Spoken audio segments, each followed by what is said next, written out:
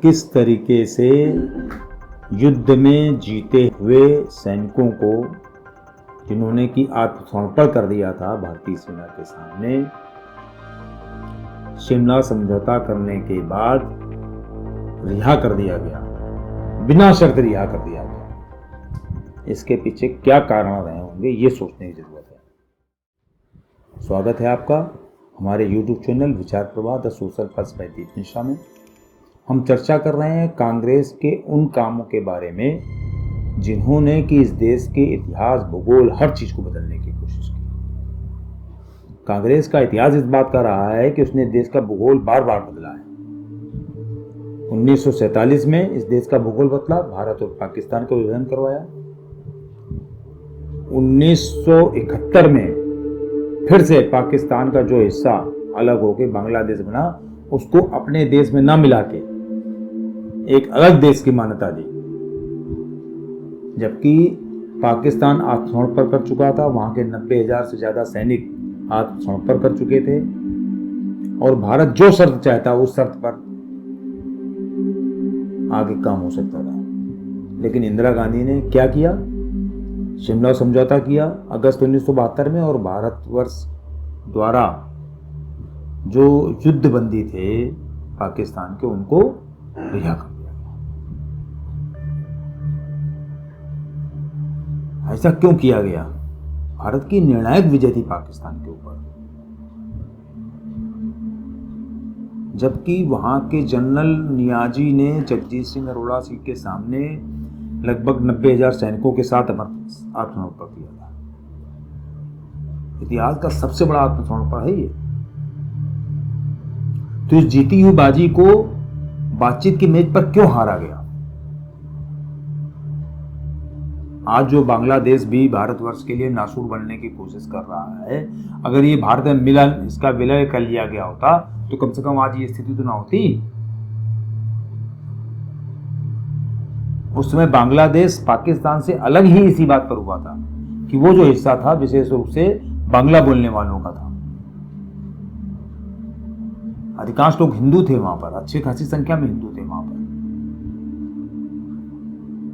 और आज की तारीख में बांग्लादेश में क्या बचे सिवाय मुसलमान के?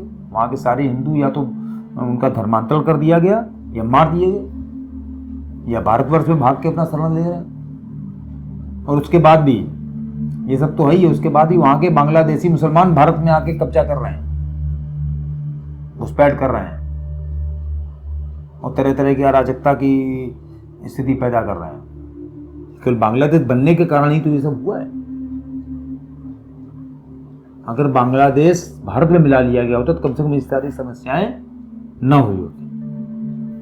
कश्मीर मुद्दे पर उस समय समझौता कर लेते, जो कश्मीर पर कब्जा कर लिया था पाकिस्तान ने, उसको छुड़वा देते। जब इतने युद्ध सैनिक थे आपके पास, युद्धबंदी थे, पाकिस्तान से स्थायी समझौता कर सकते थे युद्ध का। भारत बहुत मजबूत स्थिति में था, कश्मीर समस्या का पूरा समाधान हो सकता था। लेकिन ये सब क्यों कुछ नहीं किया गया? क्यों नहीं किया गया? ये बहुत बड़ी रहस्य की बात है। इसके पीछे क्या कारण थे? कौन से ऐसे कारण थे कि इंदिरा गांधी जो है, जो सेना ने जीत हासिल की थी, उसको बातचीत की मेज पर हार गई? ऐसे कौन से इनके उसके पीछे उनके वो थे? कोई ना कोई तो कारण रहा होगा। और जब ये सब हो गया तो क्या हो गया? पाकिस्तान को नई जान मिल गई, उसके पूरे सैनिक उसको वापस मिल गए। आतंकवाद और घुसपैठ पाकिस्तान ने जारी रखा, कश्मीर समस्या और गहरी कर दी उसने। भारत की सेना की जो कुर्बानी थी पूरी व्यर्थ चली गई। कूटनीतिक रूप से भारत हार गया।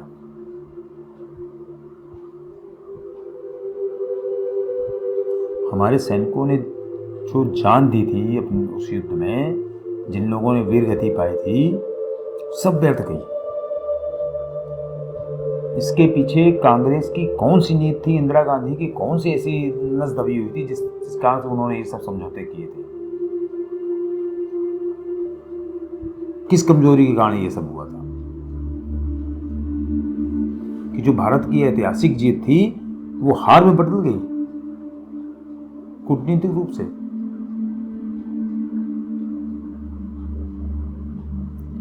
जो 90,000 सैनिकों की गिरफ्तारी थी, यहाँ पर आत्मसमर्पण था, वो भारत की जो जीत थी, वो अवसर गंवा दिया कांग्रेस ने। कांग्रेस के या इंदिरा गांधी के ऐसे कौन से रहस्य थे जो जिनके वजह से ये समझौता हुआ, शिमला समझौता हुआ? किसके दबाव में हुआ ये शिमला समझौता? पाकिस्तान को इस तरीके से बचाकर भारतवर्ष की आने वाली पीढ़ियों को आतंकवाद और कश्मीर विवाद में झोंक दिया गया। क्यों किया गया ये?